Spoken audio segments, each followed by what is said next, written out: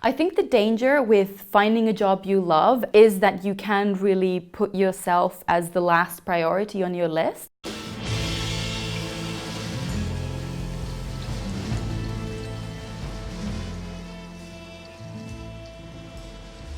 I really believe that your job doesn't have to be your passion, because my whole philosophy is that you can bring out this positive passion energy wherever you go, whatever you do.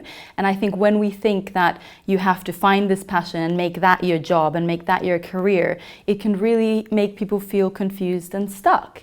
So what I instead teach is basically how to bring more passion into any job that you do, because in the end, passion is just a form of positive energy that sits deep within us, and we have the power to bring it out in any job, really. I think the danger with finding a job you love and then basically going through any kind of matters in order to get it and basically pursue it is that you can really put yourself as the last priority on your list, and it can be really, really bad for you, because that's when you tend to just say yes to anything just because you think, well, you know, I love this is something that lights me up and I should feel privileged to be here.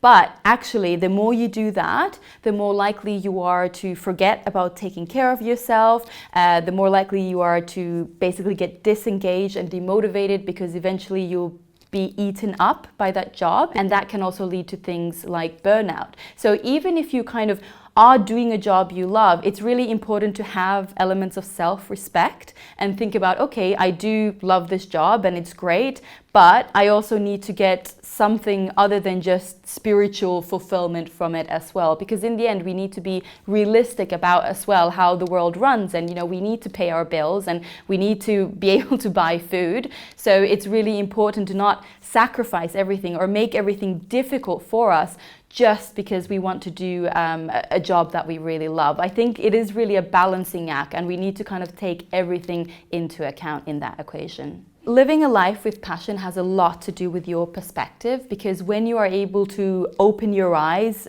to the world in a more positive manner, that's when you can naturally unlock more of the passion within you.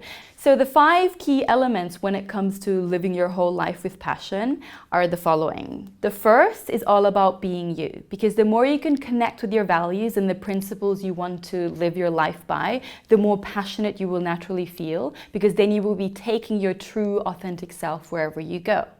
The second key is all about having purpose. So this is really about understanding why you do what you do. What is the purpose behind all the actions in your day-to-day, and also in the bigger sense? What is the positive impact you want to create? What is the legacy you want to leave behind?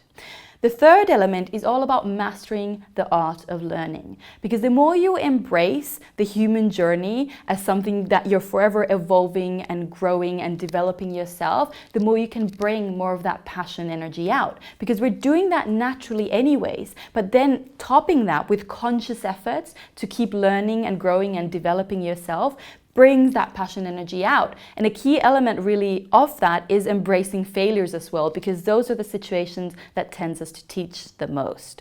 The fourth element is all about connecting with your tribe. So really surrounding yourself with people who inspire you, empower you, encourage you, and really lift your spirits up. And the fifth and final element is all about playing with your strengths, your natural abilities, the gifts that you've been given. Because the more you use those, naturally, the more of that positive passion energy comes out, especially when you're using these strengths in different areas of your life in different ways. So if you want to inject passion into challenging things sometimes, like meeting your parents-in-law, you can think about these 5 different elements. So obviously the first, connecting to your authentic self. So how is you interacting with these in-laws basically helping you connect with your true self? And that's probably then inadvertently connected to your true self because you care about your partner. So there's that key authenticity element still there, and just reminding yourself of that helps you. The second element about connecting with your why, just reminding yourself, well, why am I I spending time with my in-laws? You know, why is it good for me to do that? Because just knowing that you're there because of your partner and you love your partner, and equally, you know, you want to show that you're supportive of them, then it's easier again to bring more of that passion into that situation as well. And equally, if we go dive into the other elements, like using learning somehow, you can try and kind of come up with different tricks and, okay, well, how can I basically make this more fun? You know, maybe shall we go do something with the in-laws that's a little bit different or adventurous, that kind of excites you. And that way you can bring passion into the situation, but maybe learning to connect with them in a different way as well.